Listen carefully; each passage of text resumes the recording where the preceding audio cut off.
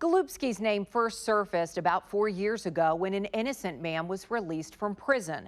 Golubski is now an accused rapist, and our continued reporting reveals families question if he's connected to the murders of poor black women. Tonight, you'll hear from a prisoner who questions what will it take to look into Golubski's old cases.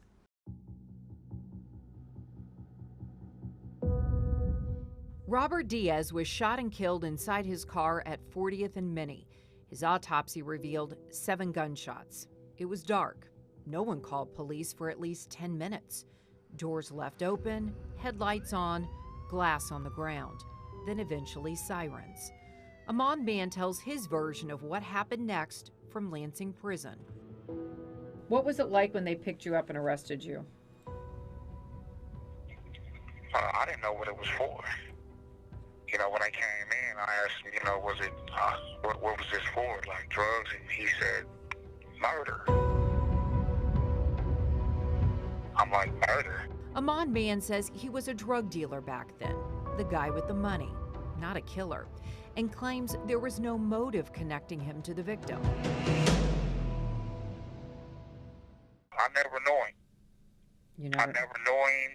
What's up, stuff like that. But besides that, I never had a conversation with this dude. I didn't know who he was. No, none of that. Did they offer you a deal at any point before you went to trial? My grandmother said if you didn't do it, don't make any deals, don't do anything. So I told him off the flip, I want to go to trial. There was no evidence against me at all, period, just besides this witness. So I was really pretty confident that I would have been going home. There was no physical evidence connecting Ahmon Mann to the case, no fingerprints on the car, and his clothing was tested, but investigators didn't find any blood. But there was one eyewitness who pointed to Mann, a teenager named Lauren Artis, a rival from the streets. The jury believed him, and Ahmon Mann was convicted of first-degree murder and sentenced to life in prison without the possibility of parole for 25 years. Our story takes its first turn with his handwritten letter sent to Mann in prison. It comes from that eyewitness and rival.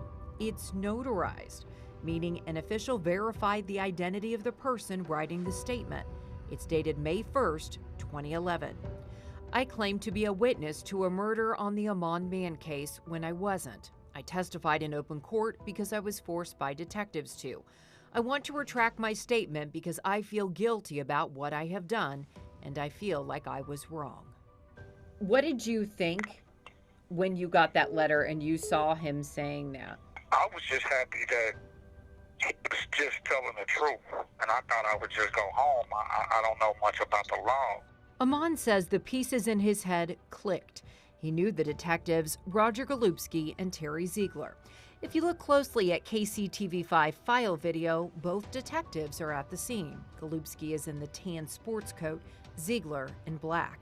Their names are on the witness statement of Lauren Artis, where he's asked about the car.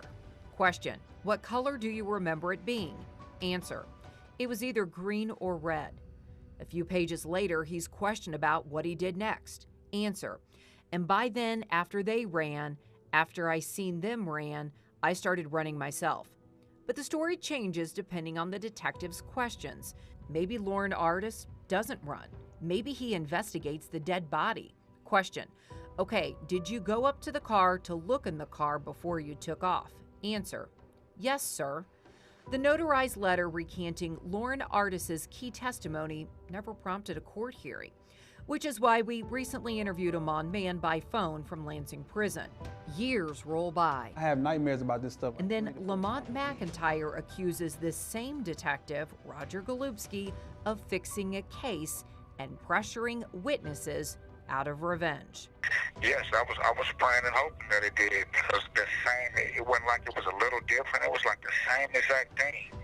A witness being told what to say, and yeah, I was really hoping that it would affect me. It didn't. If you were wondering what could make a powerful detective hate Ahmon Mann, Mann says he knows. He was dealing drugs near Golubski's daughter's house. Well, because we were selling drugs out of the house, and his grandkids was there or whatever. all I can really think of. I just don't want to hear it no more. Ahmon Mann has watched as people have stepped forward with terrible accusations. Nobody cared, so that didn't matter. Including sexual assault, questioning if Golubski played a role in the deaths or cover-ups of their loved ones. She was strangled and she was left in the alley off of 10th and Walker. She was murdered. Eric Calvin questions Golubski's role in his sister's death and investigation. Rose Calvin's case has been on our radar for years. John Calvin. Her brother is in prison, claims he's innocent, and the real killer agrees. We know because we interviewed him. He ain't do nothing. I did it. The FBI is digging into the cold case of Rhonda Tribune. She was beaten and ran over by a car. The family says Golubski is a target. He is the common denominator from all those cases. It's time that you do your job the way we see fit. Rallies call for Golubski to be held accountable, demanding a Department of Justice investigation. And Ahmon Mann just sits in prison, shaking his head. I'm still here. I almost did all this time for nothing. No evidence on me whatsoever, period. So why is it so easy to convict you and so hard to get out? I don't understand that.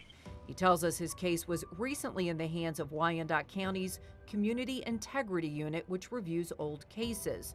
Every member of that unit was recently fired following secretly recorded conversations. No, I mean, because that would solve so many of our problems. It revealed troubling beliefs by the people who were supposed to bring accountability and justice to people like Ahmon Mann. What do you think of the justice system now?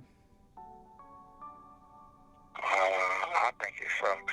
I really hate it. I really hate it.